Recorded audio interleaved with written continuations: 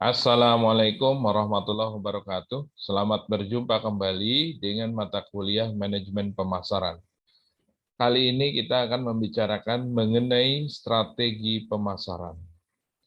Silahkan diikuti dengan baik.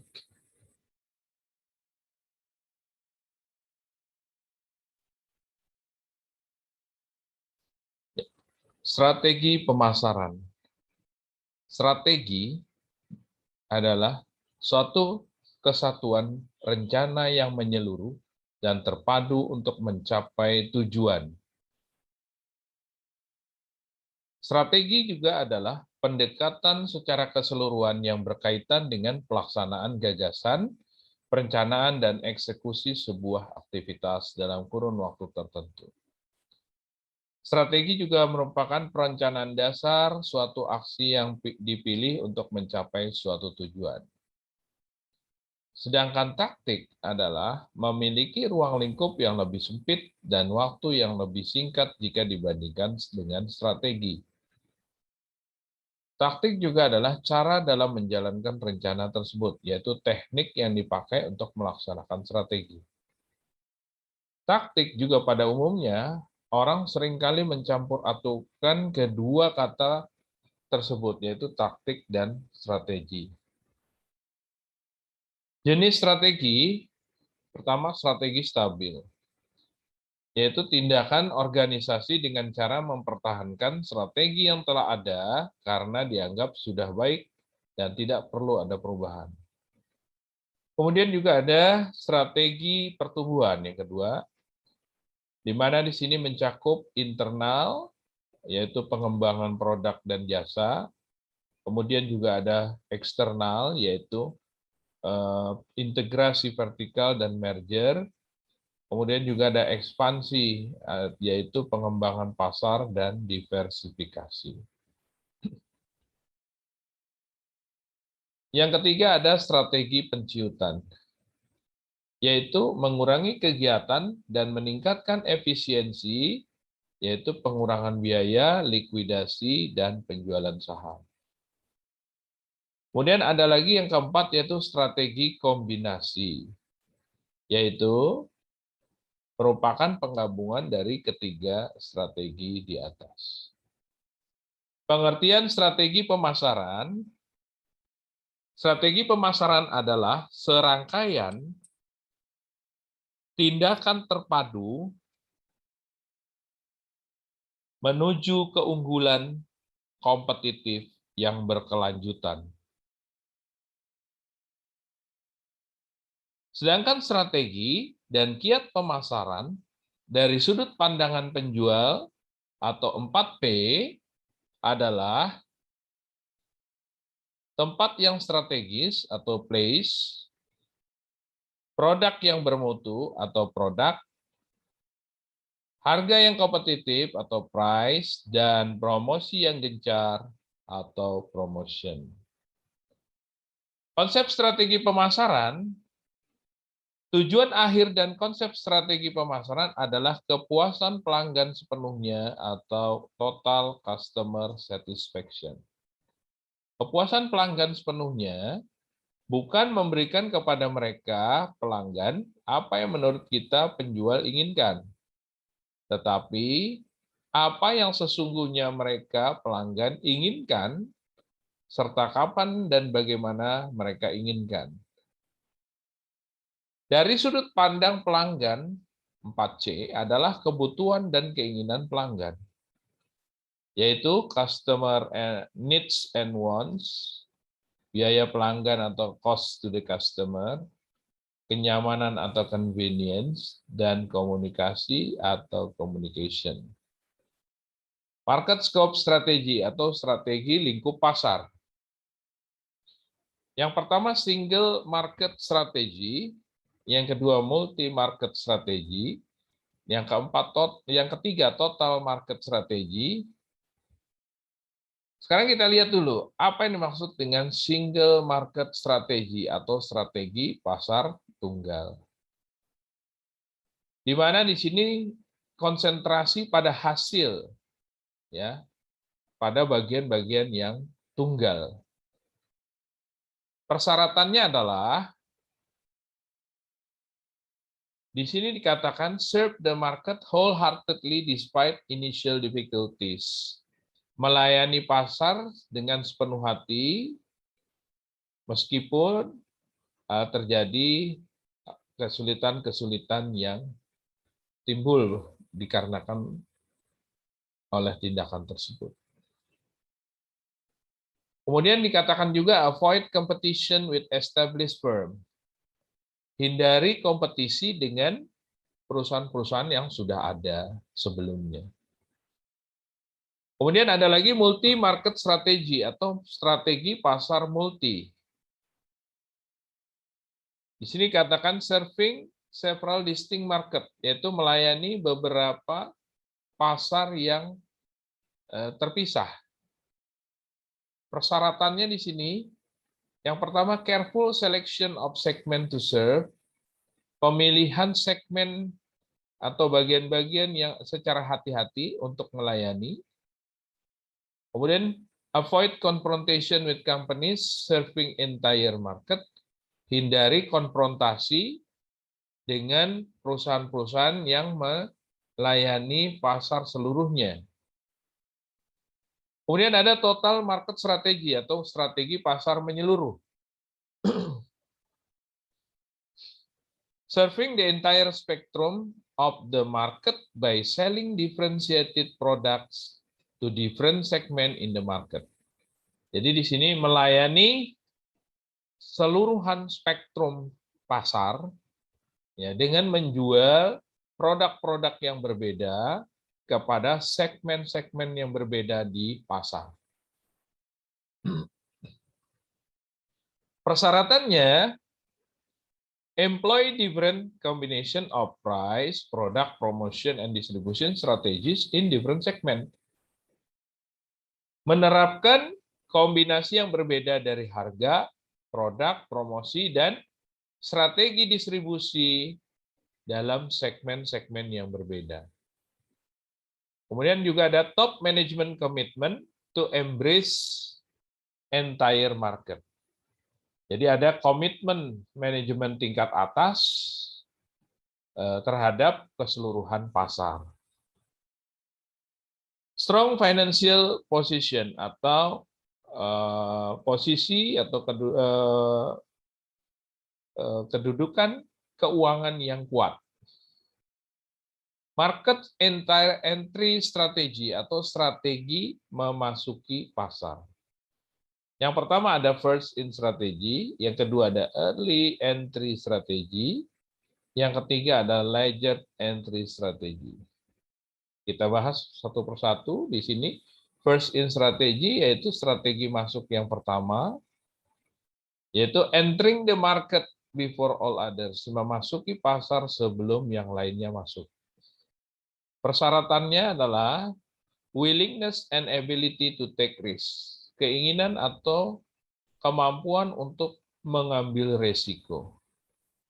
Technological competence, memiliki kompetensi teknologi. Strive to stay ahead, kemampuan untuk bertahan di depan. Heavy promotion, promosi yang gencar. Create primary demand, menciptakan permintaan primer. Carefully evaluate strengths, mengevaluasi atau menilai kekuatan-kekuatan dengan hati-hati. Early entry strategy atau strategi masuk awal, yaitu entering the market in quick accession after the leader, memasuki pasar dengan kondisi yang cepat setelah pemimpin pasar. Persyaratannya adalah superior marketing strategi atau strategi pemasaran yang tinggi atau superior, ample resources, kemampuan sumber daya yang mumpuni, kemudian strong commitment to challenge market leader, komitmen yang kuat untuk menantang pemimpin pasar, Kemudian kita lihat ledger entry strategi atau strategi masuk belakangan. Entering the market toward tail end of growth phase or during maturity phase. Two modes of entry are visible. Jadi di sini memasuki pasar dengan mengikuti pertumbuhan fase atau fase kedewasaan yang sudah ada. Ya. Dua mode atau dua cara untuk memasuki ini adalah dengan yang pertama sebagai imitator atau peniru. Apa itu imitator atau peniru? Entering market with me too product. Jadi memasuki pasar dengan produk yang model bergaya ikut-ikutan. Ya. Kemudian yang kedua adalah inisiator. Entering market with unconventional marketing strategies, yaitu memasuki pasar dengan strategi pemasaran yang tidak kuat, ya, gitu ya, atau bukan tidak kuat. Jadi maksudnya dia bisa mengkondisikan dengan keadaan yang sudah ada, gitu ya. Requirement, jadi persyaratannya adalah untuk imitator atau peniru, ini dibutuhkan market research ability atau kemampuan riset pasar. Yang kedua adalah production capability atau kemampuan produksi. Sedangkan untuk inisiator, persyaratannya adalah market research ability, kemampuan riset pasar, dan ability to generate creative marketing strategies, kemampuan untuk membangkitkan strategi pemasaran yang kreatif. Media selection strategy atau strategi pemilihan media. Choosing the channel, memilih saluran pemasarannya, yaitu dengan newspaper, koran, magazine, majalah, television, TV, radio, outdoor advertising, atau periklanan di luar, ya. Transit advertising, advertising that appears inside and outside on public transport vehicle, in waiting areas, and at station and terminal. Jadi di sini adalah periklanan yang modelnya adalah transit, ya, singgah, yaitu periklanan yang muncul di dalam dan di luar dari kendaraan atau kendaraan transportasi umum, ya, atau di tempat-tempat tunggu umum, ya, dan di stasiun atau di terminal-terminal. Direct mail atau surat yang dikirimkan secara langsung, through which messages concerning a product or service are transmitted to the target, yaitu dengan melalui pesan, ya, yang ditujukan untuk menjual produk atau jasa kepada para target pasar di sini, ya. Kemudian kita lanjutkan, persyaratannya adalah yang pertama relate media selection objective to product or market objective. Jadi menghubungkan objek-objek media yang dipilih kepada objek produk atau kepada pasar.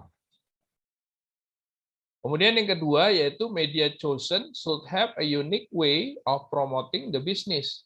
Jadi media yang dipilih jadi harus memiliki cara yang unik untuk mempromosikan bisnisnya. Yang ketiga, media should be measure-minded not only in frequency, in timing, and in reaching the target audience, but also in evaluating the quality of the audience.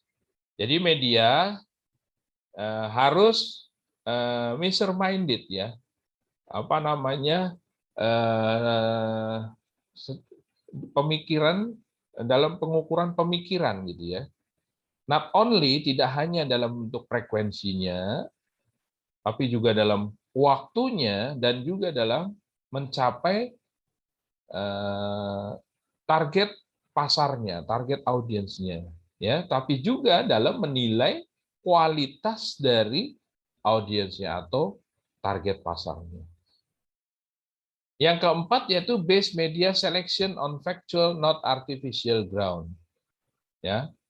Pemilihan media dasar diterapkan pada basis-basis yang faktual atau yang berdasarkan fakta, bukan merupakan yang buatan ya. Kemudian yang kelima, media plan should be optimistic in that it takes advantages of the lessons learned from experience. Perencanaan media harus optimis ya, supaya keuntungan yang diperoleh dari pelajaran-pelajaran yang sudah didapat dari pengalaman-pengalaman yang sudah ada, gitu ya. Kemudian yang keenam, seek information on customer profile and audience characteristic. Mencari informasi profil pelanggan dan karakteristik pelanggan tersebut. Perkembangan konsep strategi pemasaran. Kita lihat. Nah, perkembangannya di sini dari mulai marketing mix yang berbentuk 4P, yaitu product, price, promotion, and place, kemudian berubah menjadi mega marketing Kotler atau 6P, yaitu di mana 4P ya ditambah dengan power and public relation. Kemudian berubah menjadi strategi 9P atau 9P, Booms, Bittner, and George W.R., yaitu bentuk 6P ditambah physical, evidence, and process. Kemudian berubah menjadi shifting atau pengubahan from P to C. Ya. Strategi marketing mix 4P. Yang pertama produk, kualitas, penampilan, tambahan gaya, merek, pengepakan, ukuran, pelayanan, garansi. Nah, ini cakupannya ya. Kemudian price, cakupannya adalah daftar harga, potongan, pengecualian, periode pembayaran, aturan, dan kredit. Yang ketiga promotion, cakupannya adalah iklan, penjualan barang, dan publisitas. Dan yang place atau tempat itu cakupannya adalah alur distribusi, peliputan, lokasi, tingkat sediaan, transportasi, dan lain-lain. Sedangkan untuk mega marketing 6P oleh Kotler, yaitu 4P+, di mana P yang pertama adalah power, yaitu mengenali, membina hubungan dengan pihak-pihak yang memiliki pengaruh terhadap pasar. Kemudian yang kedua, public relation, memikirkan dan menciptakan berbagai cara pendekatan untuk bisa membangun image atau citra yang baik terhadap produk dan jasa di kalangan masyarakat. Untuk jasa, 9P oleh Booms, Bittner, and George W.R., 6P+, jadi ada people, physical evidence, proses. Kemudian yang terakhir adalah pengubahan P ke C, di mana terjadi pergeseran dari P ke C. Dari produk, price, place, promotion, ya.